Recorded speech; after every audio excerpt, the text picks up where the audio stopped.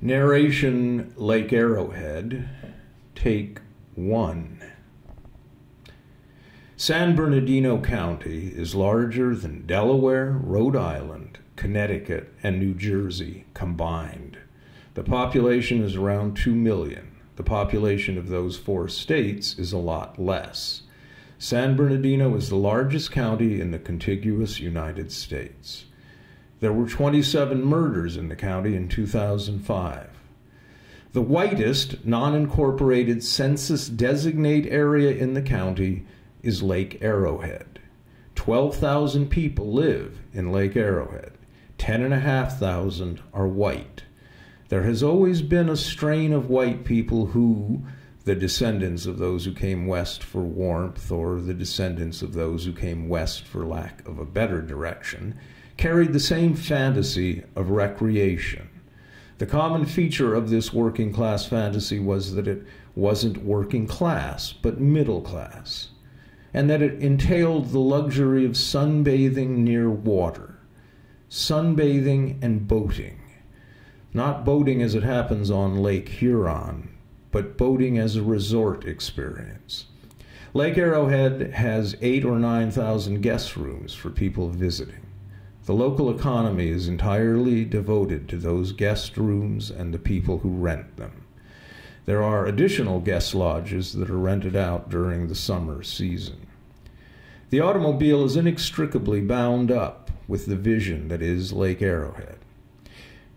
In 1959, the first Santa's Village opened outside Lake Arrowhead. It closed in 1998. The park was built by a general contractor named J. Putnam Henk, or Putty to his friends. His grandfather came out to San Bernardino County in 1888, ran a mercantile store in downtown LA on 6th and Broadway. Santa's Village was the first franchised amusement park in the world. In 1953, real estate developer Glenn Holland came to Putty Henk with the idea for the park. The Henks owned a lot of property. If you were going to build in San Bernardino, Putt was the guy to see. The park opened on Memorial Day, 1957. It was a large success at the time. Denmark native Carl Hansen played the first Santa Claus at the park. Many said he was never equaled in this role. He later became the clown Hocus Pocus on the local LA TV. He became the clown Hocus Pocus on local Los Angeles TV. The Holland Group went bankrupt in 1978, and the Henks took over the running of the park. Bark beetle infested the pine trees in and around the village in the 80s. The rot extended to some of the wooden houses inside the village proper. Glenn Holland wanted no money to actually change hands at the village. Guests were given coupons that were punched, and you paid a cashier on your way out. By the time the park closed in the 90s, the village was a deserted relic. The pines long ago cut down, the giant candy canes sold at public auction, and only the homeless sleeping in what were once the workers' dorms. The toy train ride had stopped a decade earlier. Lake Arrowhead is hot in the summer. Temperatures over 100 degrees are common. It's always the heat. There was a man, Donnie something, who worked for a while as an elf at Santa's Village. He had to wear curled-toed shoes and live at the park. Donnie later ran a boat rental at Arrowhead Lake. That business went broke after only 2 years. Donnie became one of the guys hanging around the 7-Eleven off Highway 173, which runs through the San Bernardino National Forest.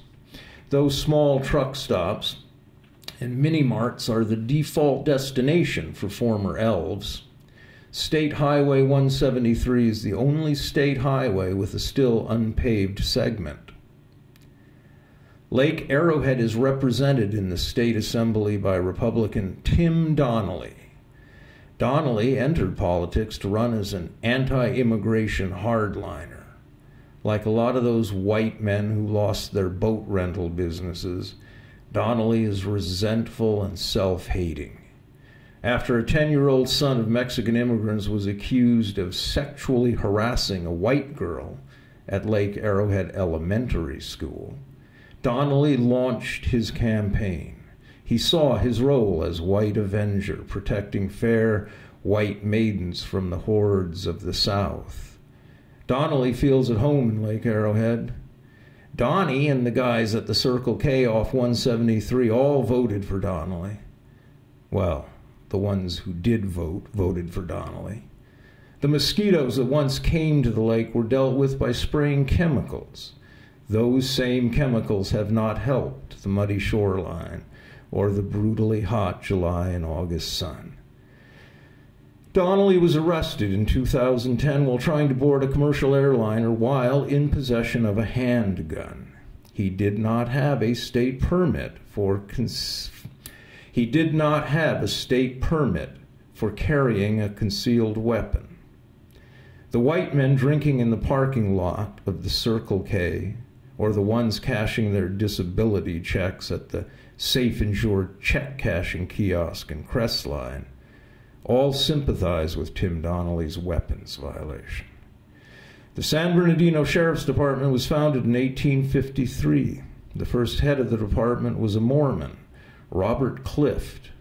He left 6 years later. Today, Lake Arrowhead is patrolled by the Twin Peaks Sheriff's Department, a sub-operations patrol unit. They have helicopters, though.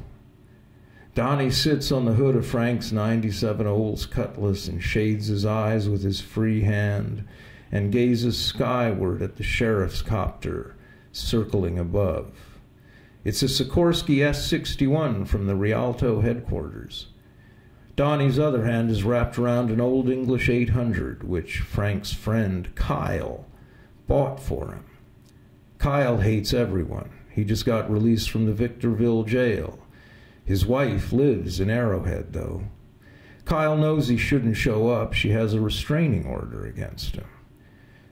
Donnie marvels at the tight circles the Sikorsky flies. He wonders what fucking little illegal they are chasing. Tim Donnelly was right.